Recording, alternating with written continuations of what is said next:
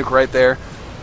So I don't know if Zeerax is going to see it here. This could cost him a lot of units. Wow, yeah, he is going to lose this. Oh no, he does see it at the last second. So moves his army away here and pulling away. He did lose some probes there. That Ghost has 8 kills. So did manage to get a decent amount of probe kills off of that.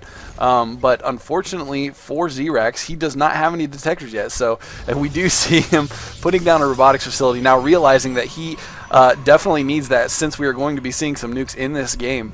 And we still have a relatively small army from the Protoss player right now, just a handful of Stalkers and Zealots, and a couple High Templars in the mix as well. It looks like that Ghost did take a little bit of damage from that nuke, although it appears that he has another nuke ready already, so it looks like he may be committing pretty heavily to this nuclear offensive. And another barracks going out here as well, so definitely sticking with the infantry army. He's not going to be using a whole lot of, if any, mech in this game, it looks like. And a forge going down now as well. Using forge cannons, because they do have the detection in the cannons, you are able to spot nukes as well, or keep cloaked ghosts from getting through certain areas. So, and it looks like we may see another nuke going down here.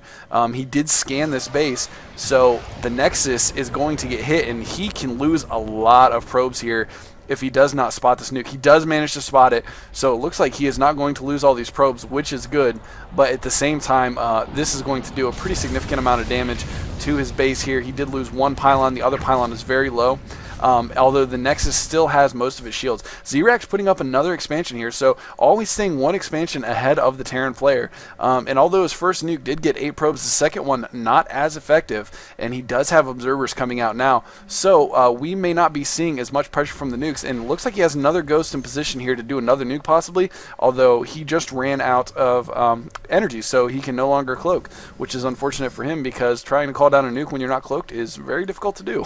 Back at his main base here, it looks like his minerals are getting close to mined out. Of course, his natural expansion just up and running. He will need to expand again here soon, I would think, if he wants to keep up economically, since Zeerax is getting this second expansion up and running for him as well.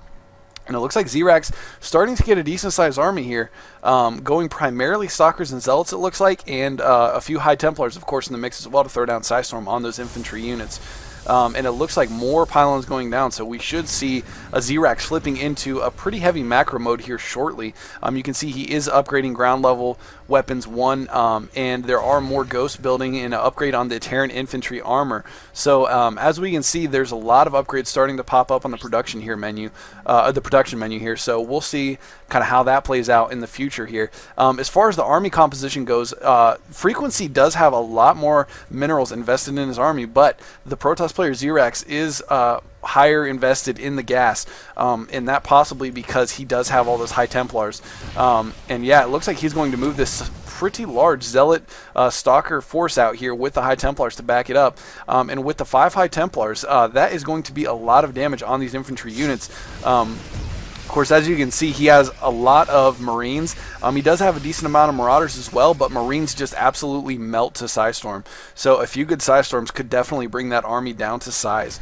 And it looks like an SCV from Frequency out here trying to do a little scouting. Of course, ran into the Stalker of Zeerax, so taking some damage, not really going to get a whole lot of intel. And it looks like another robotics facility. Actually, 2 robotics facilities going up right now. So that is interesting. We may see some serious Colossi coming out here shortly, although I do not see... Yeah, I do not see anything on there about a robotics support bay, which of course you do need in order to get the Colossi, so I'm not sure exactly what he's planning on doing with all those, possibly Immortals, although Immortals aren't terribly effective against infantry, so I'm not sure why he would try to go for Immortals with that.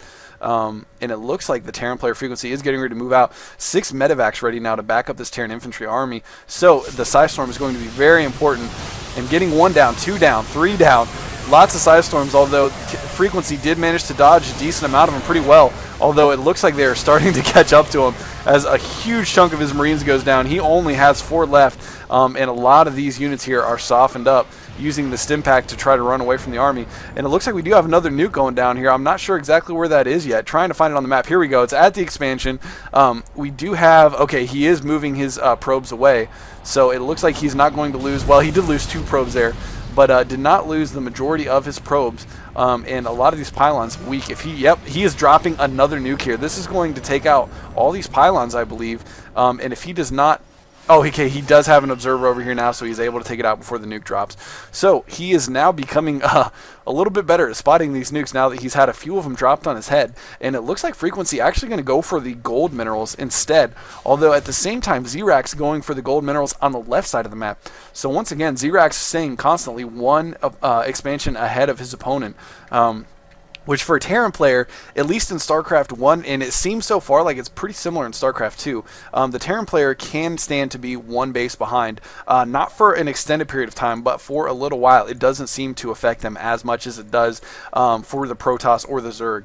But anyways, it looks like we may see a pretty sizable battle over here as Frequency is bringing down more reinforcements and a lot of Psystorms going down again, just softening up. You can see how much damage that does to those. And another nuke being called down right now on the gold expansion up here. And I'm not sure if he's going to see this, since there's a pretty heavy micro battle going on with these Archons and Stalkers over here. And it looks like he is going to get this. No, he does not get the nuke off. The cannons that were being warped in managed to come in just in time to kill that ghost before it's able to drop that nuke on the base. So definitely a good save for Zeerax there, luckily by the cannons. Because I'm not sure if he was actually where that nuke was coming down, because he was focusing so much of his attention on fighting this Terran force out in the middle of the map. And it looks like Frequency is going to try to push an advantage here, since he did win that battle pretty decisively, it looks like.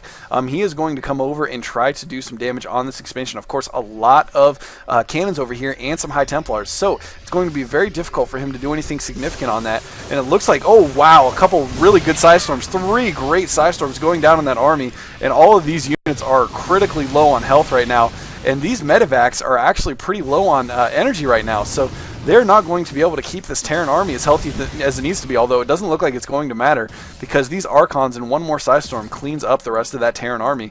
And right now, Planetary Fortress for the Terran player over at the gold expansion now, and he is getting another expansion up top, although an observer overhead for Zeerax, so he's going to come over here and take out this command center before it's even able to be finished, and of course Frequency canceling it so that he does not lose the minerals he invested in building that.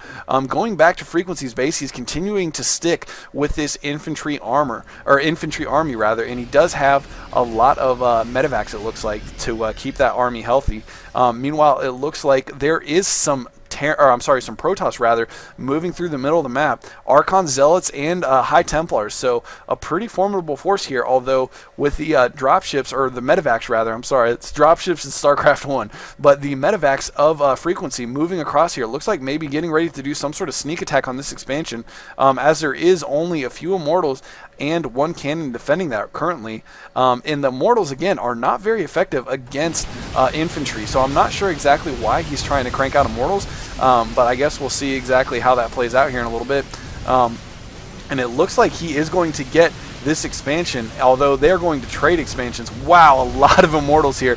Although Immortals do take a lot of damage from infantry, they also pack a pretty mighty punch, so they were able to make very quick work of that Planetary Fortress, and GG from Frequency. So it looks like he is going to GG to the Protoss Zeerax at this point. Let's move on to Game 2. This is a best of 3 series, so we'll see what happens in the next round.